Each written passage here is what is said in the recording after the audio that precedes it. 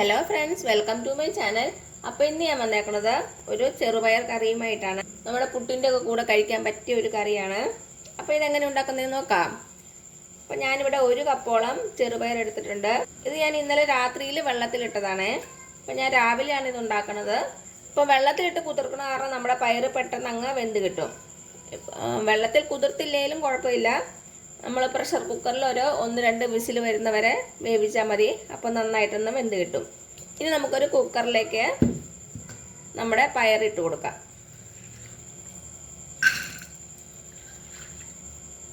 ഇനി നമുക്ക് നമ്മുടെ പയർ വേകാൻ ആവശ്യമായിട്ടുള്ള വെള്ളം ഒഴിച്ചു കൊടുക്കാം.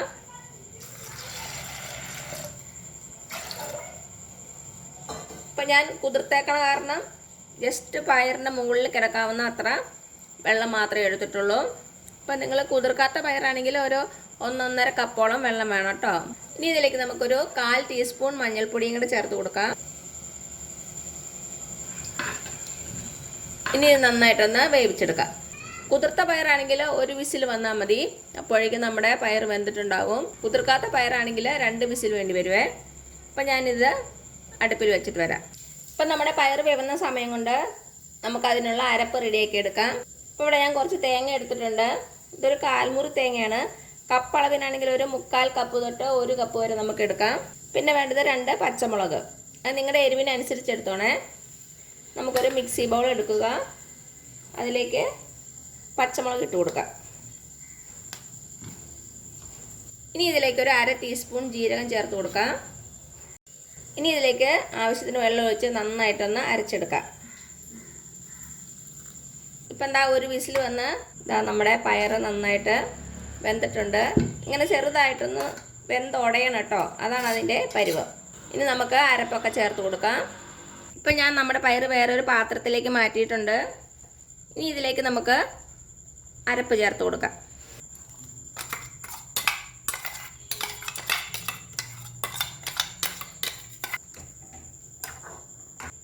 ഇനി നമുക്കൊരു 1/4 കപ്പ് വെള്ളം കൂടെ ചേർത്ത് കൊടുക്കാം. ഇതിൻ്റെ കൂടി ഒന്ന് തിളയ്ക്കണം.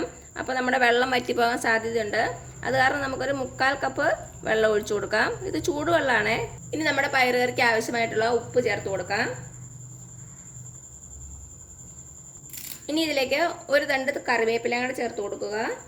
ഇനി ചെറു തീയിൽ വെച്ച് ഒരു 4-5 മിനിറ്റ് നമുക്കൊന്ന് തിളപ്പിക്കണം. നമ്മുടെ കറി ഒന്നുകൂടി ഒന്ന് കുറുകി വരണം. ഹൈ ഫ്ലെയിമിൽ വയ്ക്കരുതേ. ചെറുതീയിൽ വെച്ച് ഒന്ന് തിളപ്പിച്ചെടുക്കുക. ഒരു 4-5 മിനിറ്റ് കഴിയുമ്പോഴത്തേക്കും നമ്മുടെ കറി റെഡി ആയിട്ടുണ്ടാകും. ഇപ്പോൾ എന്താ ഒരു 4-5 മിനിറ്റ് ആയിട്ടുണ്ട്. നമ്മുടെ പയറുകറി നന്നായിട്ട് തിളച്ചൊന്ന് കുറുകി വന്നിട്ടുണ്ട്. അപ്പോൾ ഇത്രയും മതിയാകുവേ. ഇരിക്കും തോറും ഇത് കുറച്ചുകൂടി ഒന്ന് കുറുകും. അപ്പോൾ ഈ പരുവത്തിൽ നമുക്ക് വാങ്ങാം. ഇനി ഇതൊന്ന് വറുത്തിടണം. ഇപ്പം ഞാൻ വേറെ ഒരു ചീനച്ചട്ടി വെച്ചിട്ടുണ്ട്.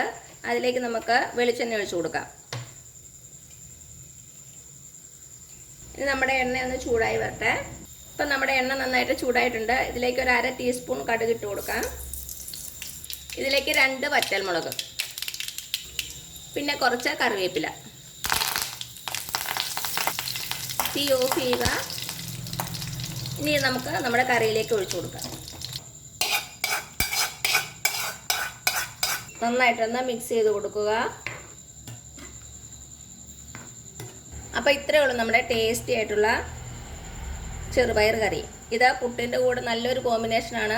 പുട്ടിൻ്റെ കൂടെ മാത്രമല്ല കേട്ടോ, നമുക്ക് അപ്പത്തിൻ്റെ കൂടെ ഇടിയപ്പത്തിൻ്റെ കൂടെ ഒക്കെ കഴിക്കാൻ പറ്റിയ ഒരു കറിയാണ്. നല്ല ഹെൽത്തി ആയിട്ടുള്ള ചെറുപയർ കറി. അപ്പോൾ എല്ലാവരും ഒന്ന് ട്രൈ ചെയ്ത് നോക്കുക.